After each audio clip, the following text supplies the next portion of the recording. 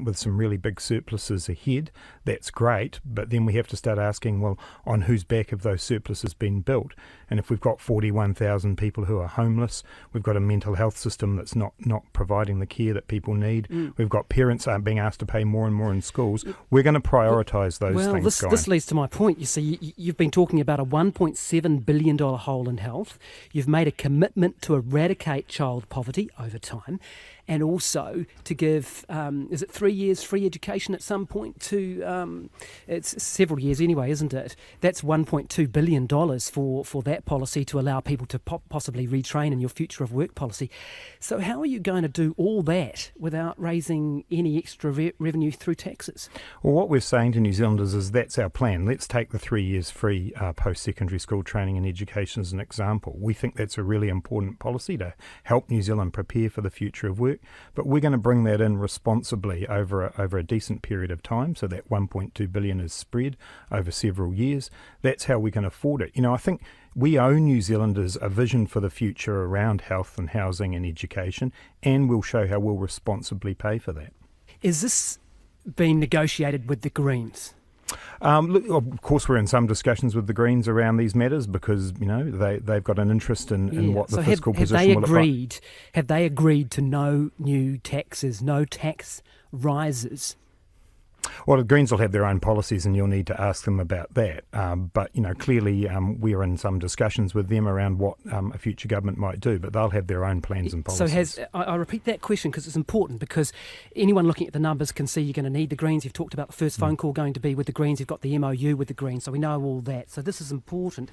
Has this been signed up to by the Greens? We're going to be making some announcements in the near future together with the Greens around the broader fiscal issues, but I just want to distinguish between two things there. You've got an overall framework, and then each party, we're different parties, we're going to have different policies going into the election, but we're going to be able to say something to New Zealanders very soon about the fiscal settings that we'll operate under. But right, so hang on this, because this is important. Are you talking about a joint fiscal strategy announcement with the Greens soon? Yes, we are, and that's already been flagged by both Andrew Little and James Shaw in speeches that they've made recently. But the really important thing here is that if the National Party is going to come out and say that they're going to offer major tax cuts in this election, they need to be truly upfront with New Zealanders. We know from the last time they did this, they didn't tell New Zealanders that they were going to raise GST. They then delivered a tax package that saw 40% of the benefit go to the top 10% of earners. Those kinds of tax cuts are not a priority for New Zealanders when we've got people living in cars and garages. And so you have run this by the Greens, though. Just before you leave, I want to make this clear. You've got this joint fiscal thing coming out. You've said that this morning. But have they agreed to not raise taxes? Look, their policies are their policies. What we're agreeing is an overall fiscal framework. But not in a joint fiscal framework. Strategy, though, eh? That's a joint fiscal strategy. So that's one strategy, isn't it? That's what but joint means. There's always specific policies that people will advocate for, but we're going to have a joint approach around the overall fiscal settings. People will see that very clearly go on in the next few weeks, and they'll be able to make their mind up about whether or not, you know, we can pay for this, but we're extremely confident we can. Thanks very much for your time. Do appreciate it. Grant Robertson, Labour's finance spokesman. It's 16 to 8. Well, New Zealander Clinton Thin, who's in jail in the United States, charged with bank robbery and the murder of his cellmate, is continuing to deny he has any mental health or drug problems. Thin is the stepbrother of National Cabinet Minister Nikki Kaye. He's being held at a detention facility in San Diego, and freelance journalist Sam Boyer travelled there to speak with him. He told me Clinton Thin doesn't appear to fully grasp the seriousness of his situation. When I went and saw him, prisoners in his unit, which is, I guess, maximum security within the maximum security prison. So he's on 24-hour lockdown in his cell, and he said he's allowed out of his cell 3 times a week for an hour at a time. And if he does leave the cell, his feet are shackled and he's got handcuffs, which in his hands are chained to his waist. How did he appear to be reacting to that situation? It's a tough interview with Clinton. I mean, he puts on a brave face and it sounds like, you know, he's doing okay, but I guess me editorializing a little bit, but I don't think he fully understands the situation he's in. Obviously, he knows he's in prison, but I don't think he realizes that he might, you know, there's the possibility he's going to be in there for a very long time. I mean, he's under the belief he'll be out very soon. So he puts on a brave face, but he did kind of come across as like he didn't fully understand what was happening. What makes you say that? I spoke to quite a few of his friends back home, like good friends, and some people who were in rehab with him. So back in Auckland, his friends told me he was in, I think it's called a coexisting program, where for people with mental illness and drug addiction. So according to his friends, Clinton denies all of this, but according to his friends, he suffered from mental illness. I'm not sure what that was. One of his friends thought it was possibly schizophrenia, but he also, his friends say, had considerable methamphetamine addiction. So one of his friends has talked about him sort of being, he used the phrase that he's cooked. Is he being treated for anything while he's in prison? Mental illness, any kind of therapy for that, or anything at all regarding drug use? It's hard to know because he denies that he's had any drug use and he denies that he's got any mental health issues. So I did ask him if he's on any medication, and he quite vehemently told me no, but it's hard to know. One of the things at the moment, like with his court process in the States, is he's been going through hearings for mental competency, which is basically a mental health hearing to see if he is fit to stand trial. I guess one of the outcomes of that would be that he would not be declared sane enough to face trial for the charges. But again, he's angry about that. He says there's nothing wrong with him, and he doesn't know why his lawyers are going down that route. It's quite hard when you're speaking with Clinton to get a clear picture from him of what's happening. How long did you have with him? So we were in quite a large visiting room, the glass all up, and you're speaking through phones attached to the table, and every 15 minutes it cuts out and he needs to redial through to you. But it was supposed to be 30 minutes, but the guards left us in there. I was in there with him for about 90 minutes, about an hour and a half. Yeah, so after a while, it almost stopped being an interview. Obviously still was, but I was trying to fill him in on what's going on in the outside world. He's curious about sports and things back home. But what was he asking you? He sort of just asking me about sports. Again, we don't really know each other. It's a strange situation when you go into an interview like that and then try to sort of, I don't know, make it more chummy, but I wouldn't say it was the most flowing conversation. But he was certainly interested in sort of how the All Blacks had got on and just bits and pieces. But when you're saying it wasn't the most flowing conversation, what do you mean by that? Just the way he speaks. It was as if he couldn't sort of maintain a train of thought. So I'd ask him things and he'd sort of half answer it and then it would taper off, or he might bring up something that didn't quite relate to what we were talking about, and then he might like almost realize and catch himself and stop, or a lot of just sort of, I don't know, stilted answers. Did he speak at all about the crimes that he's charged with, talking about the bank robbery and then this killing of his cellmate? Did he speak about either of those? No, so he was, in terms of some of the other things being a little bit all over the place with his answers, he was pretty straight up and down with those. He didn't want to talk about them. He said, I'm not going to talk about it. He did say the phrase he kept using is, there's nothing there, meaning like there's nothing to the charges. Coming away from this interview, what was your impression? I left that interview sort of just feeling sad. I don't know. I felt sorry for him. Again, I don't think he fully grasps what he's staring down. That's journalist Sam Boyer, who interviewed Clinton Thin. It's 11 to 8. Let's change tack now. New Zealand has overtaken Australia and is now the third biggest exporter of wine to the US, behind only Italy and France. Philip Gregan's the chief executive at New Zealand Wine Growers. He's with me here in the Auckland studio. You kind of have to read that twice. That New Zealand, number 3 in the world, exporting wine into the US. Extraordinary. Yes, it is. Look, even from the inside, it's a fantastic figure, and really, if we'd looked back 5 years and said we'd be number 3 into the United States, you would have said no way. And what are we talking about? I think somewhere around $500 million of wine into the US. Yeah, $500 million from New Zealand. It's our biggest export market and is still growing very strongly. And what are they drinking? Sauvignon Blanc and a little bit more Sauvignon Blanc. Is that right? There's a real love affair with New Zealand Sauvignon Blanc and Marlborough Sauvignon Blanc in particular at the moment. Is it quality, is it price point, or is it a bit of both?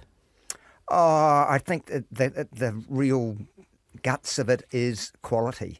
Our Sauvignon Blanc is acknowledged as the best in the world, and US consumers are absolutely responding to that in their droves. And we've overtaken Australia. What's the trajectory of this? Look, it's going to continue to grow. It's about the market and consumers, and they're loving the wines, so we see continued growth. How much? Well, that's a matter of debate, but 600, 700 million of exports there in a few years' time, absolutely. What sort of winemakers are reaping the rewards of this? I mean, is it really the big guys, or is it some of the boutique wineries as well? Look, it's a combination. Certainly some of our bigger wineries are doing very well in the United States, but some of our smaller ones are as well. There are opportunities there for everybody. It's not an easy market, though. It's a very difficult market. But why, distribution-wise? Distribution-wise, because absolutely. You've got 50 states, and they're all very different, aren't they? Yeah, 50 different states, 50 different ways of operating. In fact, in reality, 50 different countries. Yeah. You'd be keeping a wary eye on Trump because of his talk about trade taxes, tariffs, effectively. There's talk this morning about a 10% tariff. Yes, we certainly are. It's the great unknown for us. At the moment, we're obviously in contact with the government here. We're in contact with our wine industry colleagues in the United States, just trying to work out what may be going on. And the simple answer is, at the moment, nobody knows. So all we can do is watch and wait. And it's an uncertainty that we just have to look out for. But mainly good news. Absolutely. Hey, thanks very much for coming in and speaking to us about that. Philip Gregan, he's the Chief Executive at New Zealand Wine Growers. It's 8 minutes to 8. Wellington schools are using their libraries and even a caravan for teaching as they try to cope with a boom in student numbers. Education Ministry figures show the central and southern parts of Wellington have schools that are nearing 100% of their classroom capacity. Our education correspondent John Gerritsen reports. Call around Wellington school principals and trustees and it soon becomes clear that many are wrestling with a common problem. Well, we're full. We can't fit all the children into the existing classroom spaces. We're more than full, we're over full. We're at absolute capacity at the moment. The Education Ministry estimates in July last year schools in Rongotai and Wellington Central had room for 14,730 children in their classrooms and were 97% full. Houghton Valley School in southern Wellington is so full it's using its library as a classroom. The chairperson of the Board of Trustees, Sarah Graydon, says the school is expecting even more enrolments as the year goes on. We would rather have the library space as a library rather than a classroom, and it's going to be exacerbated towards the middle of the year when we've got remedial work being done to two of the classrooms, which will then have to be in the school hall. Sarah Graydon says the school is even using a parents' caravan as a spillover space for small group work. The idea is to allow some space for teachers to do sort of breakout things or have small groups with students. It's not a substitute for the library because we haven't put books in it. It's more to have a space that teachers and students can use in the way that they used to use the library. Berhampore School is also over its classroom capacity, and the principal, Mark Potter, says he's running out of places to put children. It's been going on for quite a few years, and what we've been doing is we've been pulling various rabbits out of the hat. We're taking out a wall here, a wall there, lose a resource room, move the library, but there's only so many rabbits we can pull out of that hat, so we're running out of ideas on how to encompass this growth that we've got. At Wellington High School, the principal, Nigel Hanton, says the school is full, having reached a roll of 1,260 students. Well, we've done some analysis of that, and it appears that Wellington's secondary school population has grown by about 500 students over the last 2 or 3 years. And as I've said, our roll has grown by 350, so we seem to be getting a bigger share of those available students. Peter Leggett, the principal of Onslow College, which is outside the high-pressure areas of Rongotai and central Wellington, says his school is also feeling the pinch. We're at absolute capacity at the moment. All our rooms are basically used every spell, including spaces such as our hall, which are having to be used as teaching spaces, just given the large number we have on our roll currently. The Education Ministry says growth at many Wellington schools is expected to drop away in the next 2 or 3 years. But some schools do need more classrooms, and building projects have been announced or are underway. The ministry says some Wellington schools have a lot of out-of-zone students, and it's working with some schools to introduce or amend their zones. For Morning Report, John Gerritsen. 5 minutes to 8 now. Returning to our story on tax cuts this election year. The Prime Minister, Bill English, is with me in the Auckland studio. Good morning to you, Prime Minister. Good morning, Guy. We're just hearing there in that report real pressure for schools. Can New Zealand really afford tax cuts?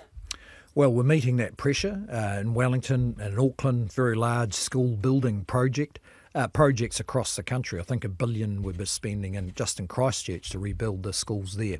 So we're keeping up as much as feasible, really, with the infrastructure requirements right across our public services.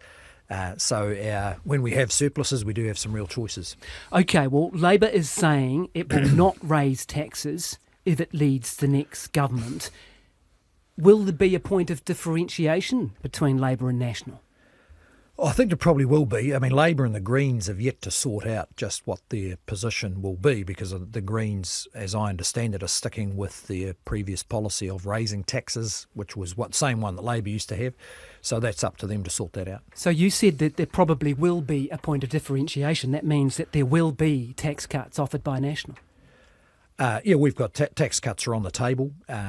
We will look at that in the context of these other demands that, such as the growth in population, the need for infrastructure to support a growing economy. So there will be tax cuts? Well, they're on the table. We go through the process now in the lead up to the budget and the campaign. Will any tax cuts that you introduce take effect in 2017, or will they only take effect should you win the election?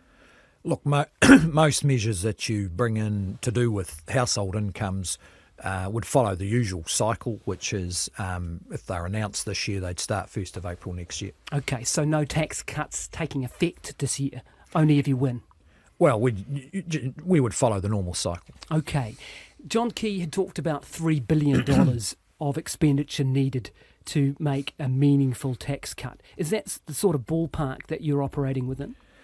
Look, that's yet to be seen. There's economic forecasting going on now about how the economy is going to grow. There's these issues around what growth pressures there are right across our public services, the needs for long-term infrastructure, the need to get our debt down. So the process we go through is to make sure we've got a clear understanding of all those. I think partly for the reasons that have been discussed, and that is that people won't want to see surpluses used just on one thing when we've got this range of needs to meet. And are you looking at lower and middle income earners as your priority? Yes, we've stated that for quite some time. Lower income or lower and middle? Well, lower and middle income, everyone thinks they're middle income, but I think you've got people there who don't always get the support that's available for lower income households. And they want to be able to share in the growth of the economy the same as everyone else. And are you talking about those sorts of families getting, north of $20, $30 a week? Well, look, that's because it's not worth it otherwise, is it? Well, we're not putting forward tax cuts as some kind of sugar shot that's going to... Well, why are you doing them then? What's the rationale? Well, it's just over time, if you've got if you've got a growing economy and surpluses, then you can, through a variety of mechanisms, support households. Yeah, but they have to be meaningful incomes. to lift incomes, don't they? I mean, it's $10 a week isn't going to cut it, is it? Well, it depends what sort of household you are and what other changes go on. So you can promise that it's going to be more than that, or? No, I'm not going to be making any. Not going to be making any promises today. But there's, look, people get support from government through a whole range of mechanisms. I mean, last 2 or 3 years ago, we did the free doctors' visits for under 13s. That was, a help to households who had 12-year-old children. So it wraps into this family package that we heard about last year. You're looking at working for families increases potentially as well. Well, there's, we've got these choices. We've got a lot of choices here, but it is important that anything that's done around household incomes sits alongside meeting these other requirements of a growing economy, such as the pressure on public services. We're running out of time. We'll leave it there. Thank you very much for joining us, the Prime Minister, Bill English. RNZ News at 8. Good morning, I'm Nicola Wright. Civil Defence says Auckland is facing a big clean-up from the weekend flooding that affected more than 300 houses there. About 65 millimetres of rain fell on the west of the city in just 1 hour around midday.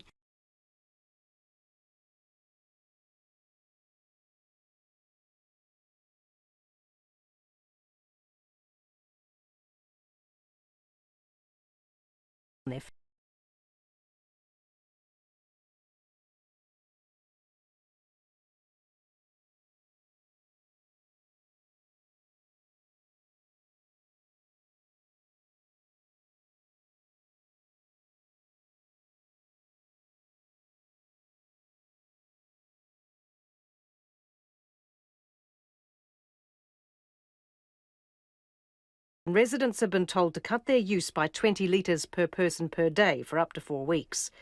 Watercare's Chief Executive Raveen Jadram told Morning Report silt is a known risk at the plant, but the current amount is unprecedented.